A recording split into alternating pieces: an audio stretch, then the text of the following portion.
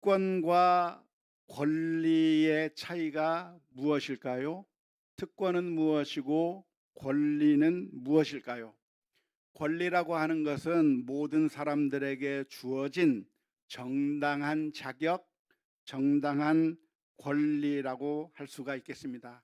우리가 가지고 있는 권리가 있다고 한다면 어떤 권리들이 있죠? 존중받을 권리가 있죠. 사람들로부터 내가 무시당하지 않고 존중받을 권리가 있는 겁니다. 대한민국 국민으로서는 어떤 권리가 있는 것이죠? 투표할 권리도 있고 행복하게 살 수 있는 권리도 있고 거주 이전의 권리도 있고 또한 직업 선택의 자유 권리도 있고 언론에 자유스럽게 자신의 의견을 표명할 권리들도 있다고 할 수가 있는 것이죠. 이러한 권리는 빼앗을 수 없는 권리라고 하겠습니다. 하지만 권리가 아니라 특권이라고 하는 것이 있습니다. 특권이라고 하는 것은 무엇일까요?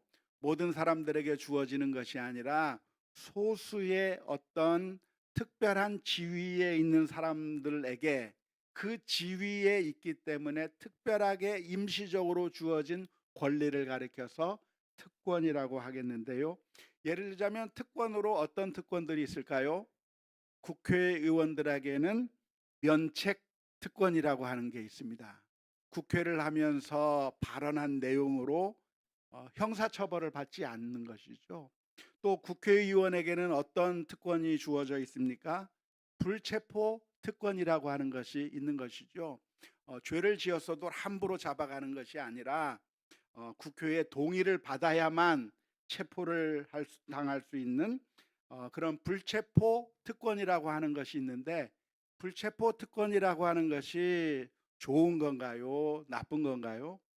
좋은 거예요. 어 종종 나쁜 거라고 말하는 사람들이 있는데 나쁜 게 아니라 사실은 좋은 거예요. 왜 좋습니까?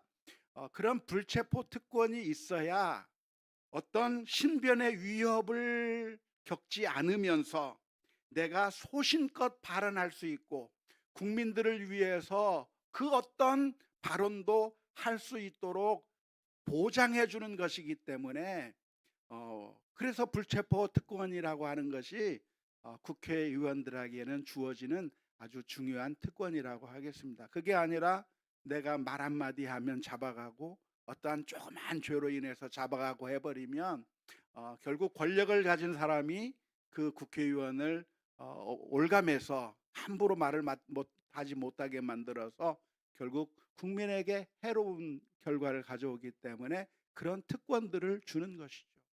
뿐만 아니라 대통령에게는 어떤 특권들이 주어집니까? 형사 소출을 받지 아니할 특권을 주는 것이죠. 일반인들은 죄를 지으면 형사 소출을 당하는데 대통령은 재임 기간 동안에 소출을 받지 않습니다. 왜 그럴까요?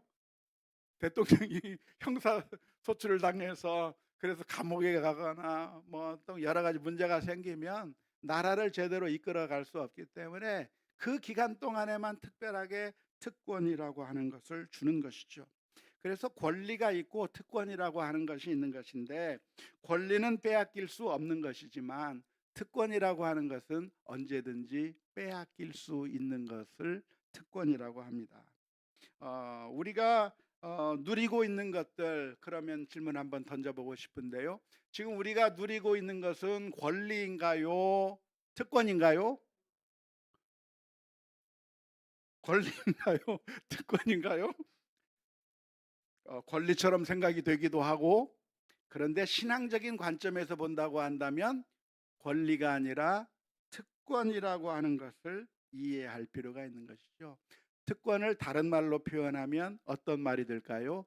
은혜라고 할 수가 있겠습니다.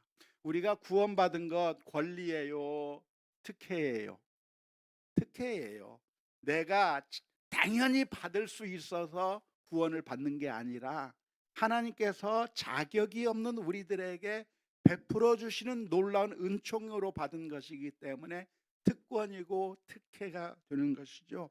뿐만 아니라 우리가 누리고 있는 것도 한편으로 보면 권리라고 할 수가 있겠지만, 그러나 그것들이 다 하나님께서 주신 것이기 때문에 우리에게 주어진 특권이라고 말할 수가 있는 것입니다. 로마서 4장 4절에서부터 5절 말씀해 보면 일하는 자에게는 그 싹시 은혜로 여겨지지 아니하고 보수로 여겨지거니와 이를 아니할지라도 경건하지 아니한 자를 의롭다 하시는 이를 믿는 자에게는 그의 믿음을 의로 여기시나니, 그렇게 말씀하고 있는데요. 우리가 구원받은 것이 우리가 노력해서 우리가 당연히 받을 수 있는 권리로 구원을 받는 것이 아니라 하나님의 은혜로 구원받는 것이라고 하는 것을 보여준 것이죠. 그래서 우리가 누리는 그 모든 것들이 내 권리가 아니라 하나님이 주신 은혜요, 내가 누리는 것이 내 당연한 권리가 아니라 하나님께서 우리에게 주신 특권이라고 하는 것을 가장 잘 깨달은 성경적인 인물이 한 명 있다고 한다면 누굴까요? 욥입니다. 욥은 자신이 누리고 있던 모든 것들을 다 빼앗기고 난 다음에 왜 내 것 뺏어간 거야? 왜 내 권리를 뺏어간 거야? 왜 내 재물을 뺏어간 거야? 그렇게 항변한 것이 아니라 욥은 어떻게 고백했습니까? 욥기 1장 20절에서부터 22절의 말씀에 욥이 일어나 겉옷을 찢고 머리털을 밀고 땅에 엎드려 예배하며 이르되 내가 모태에서 알몸으로 나왔은즉 또한 알몸이 그리로 돌아가올지라. 주신 이도 누구시요? 여호와시요. 거두신 이도 누구시니? 여호와시니 여호와의 이름이 찬송을 받을지어다 하고, 이 모든 일에 욥이 범죄하지 아니하고 하나님을 향하여 원망하지 아니하니라. 욥은 자신이 누리고 있는 모든 것들을 내가 당연히 일해서 얻은 권리요, 보수요, 내가 누릴 당연한 권리라고 주장한 것이 아니라 이 모든 것들이 하나님의 은혜요, 축복이요, 특권이었다. 내가 살아있는 동안에 이걸 잠시 누릴 수 있는 것, 그것이 너무나도 감사한 일이었는데 어느 날 갑자기 다 하나님께서 다 가져가신다고 한들 그것이 내가 누릴 권리를 주장할 수 있는 것이 아니라 하나님의 은혜요, 특권이었다고 하는 사실을 기억하며 하나님을 오히려 찬양한 것을 볼 수가 있겠습니다. 오늘 우리는 솔로몬의 이야기를 다시 한번 살펴보게 되었는데요, 솔로몬은 지혜의 왕이었고 지혜의 왕이었기 때문에 부귀와 영화가 넘쳐났습니다. 그것을 지지난 시간에 우리가 함께 살펴보았는데요, 솔로몬은 그 어떤 왕보다도 많은 금, 은, 보화, 재물들 많은 것을 누렸어요. 금, 은을 엄청나게 누렸는데 은을 소중하게 여기지 않을 정도로 엄청난 부귀 영화를 누렸는데, 솔로몬이 이렇게 부귀 영화를 누린 것은 솔로몬이 당연히 누릴 수 있는 권리이겠습니까? 솔로몬이 은혜로 받은 특권이겠습니까? 대답이 어떻게 안 나오는 이유가 무엇입니까? 권리입니까? 특권입니까? 특권이죠. 아마 헷갈릴 겁니다. 왜냐하면 부귀와 영화가 그냥 온 게 아니라 솔로몬의 노력으로 인해서 만들어졌을 것이기 때문에 그렇습니다. 솔로몬이 지혜로웠기 때문에 부귀가 넘쳤고, 솔로몬이 지혜로웠기 때문에 영화가 넘쳤을 것이기 때문에 내가 만들어낸 것이고 내가 이만큼 업적을 쌓았다고 말하려면 말할 수도 있었을 것입니다. 하지만 솔로몬이 지혜로운 것은 자기가 잘나서 지혜로워진 건가요? 아니요. 하나님께서 지혜를 주셨기 때문에 지혜로웠던 것이기 때문에 지혜에 따른 부귀의 영화도 하나님께서 주신 것이고 모든 것이 하나님께서 은혜로 선물로 주신 것이라고 하는 것을 기억해야 할 줄로 믿습니다. 그런데 그 솔로몬이 하나님을 떠나고 말았다고 하는 게 안타까운 일이에요. 지난 시간에 솔로몬이 어떻게 하나님을 떠났는가에 대해서 살펴보았는데, 솔로몬이 하나님의 말씀을 떠나서 이방 여인들을 자신의 첩으로 그리고 후궁으로 맞이해 드렸는데 몇 명이나? 1000명이나 되는 후궁들을 첩들을 두었다라고 기록하고 있었던 것을 살펴보았습니다. 하나님께서 금하신 것이었죠. 하나님의 계명은 무엇입니까? 한 남자와 한 여자가 살아가는 것, 둘이 결혼하는 게 그게 하나님의 법칙인데 그 법칙을 깨버린 거예요. 뿐만 아니라 이방 여인들과 결혼하지 말라고 했는데 그것도 깨버린 거예요. 하나님의 말씀에 따라 살지 않았기 때문에 결국 솔로몬이 하나님에게서부터 떠나게 되니까 하나님께서 그동안 솔로몬에게 주셨던 그 특권들이 자동적으로 사라질 상황 가운데 놓이게 된 겁니다. 국회의원에게 면책 특권이 있고 불체포 특권이 있고 대통령에게 형사소출을 받지 않을 특권이 주어져 있지만, 그러나 국회의원이 낙선해서 이제 더 이상 국회의원이 아니면 그것을 누릴 수 있나요? 없어요. 대통령이 그런 형사소출을 받지 않을 권리가 있지만 탄핵당해서 더 이상 대통령이 아니면 그런 특권을 누릴 수 있나요? 없어요. 솔로몬은 어떤 상황입니까? 하나님의 놀라운 은혜와 특권을 누렸지만 이제는 하나님에게서부터 떠나버렸기 때문에 하나님께서 그동안 주셨던 특권을 누릴 수 있을까요? 없을까요? 못 누리는 겁니다. 오늘 읽은 열왕기상 11장 9절 말씀 이렇게 기록합니다. 솔로몬이 마음을 돌려 이스라엘의 하나님 여호와를 떠남으로, 솔로몬이 여호와 하나님을 떠나버렸다라고 말하고 있는데요, 솔로몬이 하나님을 떠났다고 하는 말이 무슨 말일까요? 특권을 주시는 하나님에게서 떠났다는 이야기입니다. 그러니까 내게 있는 특권도 동시에 사라질 수밖에 없다고 하는 이야기. 지금까지 특권을 주신 분이 하나님이신데 그 하나님에게서 떠나버렸으니 솔로몬이 가지고 있던 모든 특권들이 사라져 버리게 되었다고 하는 것이고 이제는 하나님의 진노만 남았다고 하는 것이죠. 안타까운 것은 무엇일까요? 하나님께서 2번이나 나타나셔서 그러지 말라고 경고하셨다는 겁니다. 하나님께서 솔로몬에게 나타나셔서, 그것도 1번이 아니라 2번이나 나타나셔서 네가 잘못된 길로 가고 있는데 그렇게 하지 마라, 하나님께 순종하라, 하나님만 섬겨라, 하나님께서 말씀해 주셨는데 그 말을 외면해 버렸어요. 하나님께서 솔로몬에게 어떻게 나타나셨을까요? 직접 나타나셨을까요? 선지자를 통해서 말씀해 주셨을까요? 아니면 주변 사람들을 통해서 하나님의 말씀을 전달하게 하셨을까요? 어떤 것일까요? 잘 몰라요.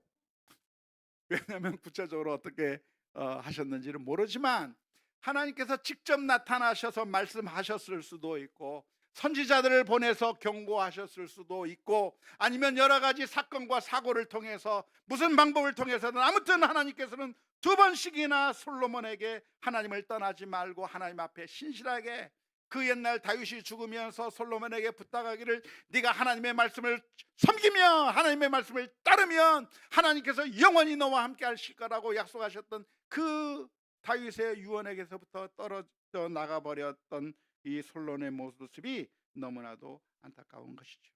왜 솔로몬은 2번이나 들려주시는 하나님의 음성에 귀를 막아버렸을까요?